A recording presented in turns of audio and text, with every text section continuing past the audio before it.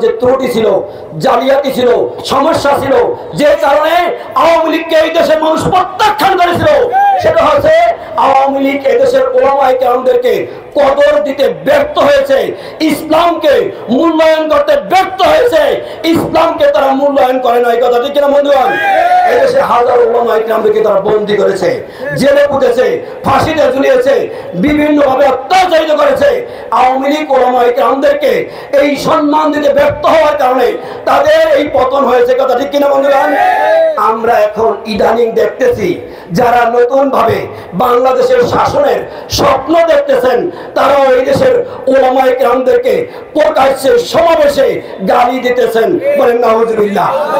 আমরা কিছুদিন আগে কি দেখলাম, ঢাকার রাজপথে গাঁজা খেয়ে একটা পাগল সে নয়ন প্রকাশ্যে স্লোগান দিতেছে, নেশা করে পীর সাহেব জন্ম নাই, মিথ্যা বলে নেশা খায় পীর সাহেব জন্ম নাই। আজকের সমাবেশ থেকে স্পষ্ট জানিয়ে দিতে চাই, আওয়ামী লীগের মতো তোমরাও যদি এই দেশের ওলামায়ে কেরামদের ইজ্জত নিয়ে সিনেমিনি খেলো, এই দেশের মানুষ কিভাবে পতন ঘটাইতে হয় তা কিন্তু দেখাইয়ে দিয়েছে। কথা ঠিক কিনা? আপনাদেরকে জিজ্ঞাসা করি, পীর সাহেব জন্মাই নেশা করে না? নেশা করে না? তাহলে ওরা যে বললো এই দেশে একমাত্র নেতা পীর সাহেব জন্ম নাই, জেনে রাখেন, একমাত্র নেতা পীর সাহেব জন্ম নাই, যার নেতৃত্বে আসার পরে, যার সোহবতে আসার পরে এদেশে হাজার হাজার নেশাখোর, লাখো লাখো গাঁজাখোর, যারা জীবনের তরে নেশা ছেড়ে দিয়ে এক একজন আল্লাহওয়ালা, আল্লাহর ওলিতে পরিণত হয়েছে। কথা ঠিক কিনা বন্ধুগণ? কথা ঠিক কিনা?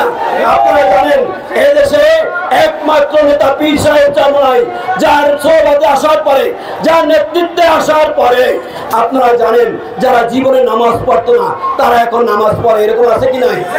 যারা জীবনে রোজা রাখতো না, পীর সাহেব চরমনায় সোহবতে আসার পরে এখন তারা এক একজন রোজাদারে পরিণত হয়েছে, এরকম আছে কিনা করে বলেন?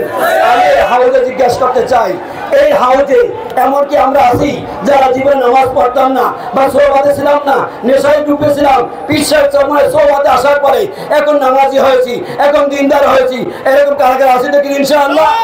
আসলে ইনশাআল্লাহ এটা মনে রাখবেন, আমাদের পীর সাহেব চরমনাই তিনি একজন পরশ পাথর তুল্য নেতা, যার সোহবতে আসার পরে ওই চরমনাই ময়দানে 3 দিন ধুলা মাখার পরে তারা জীবনে যারা নামাজ পড়ে নাই, তারা ওই চরমনাই 3 দিন থাকার পর বাড়ি আইসে তারা ইমামতি করার যোগ্যতা অর্জন করে।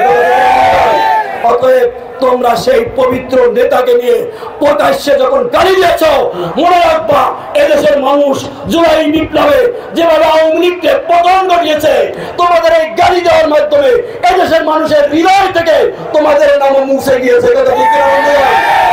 কথা ঠিক কিনা? আর সর্বশেষ কথা, আপনারা জানেন ইদানিং কিছু টক শোতে গিয়ে বলে যে এই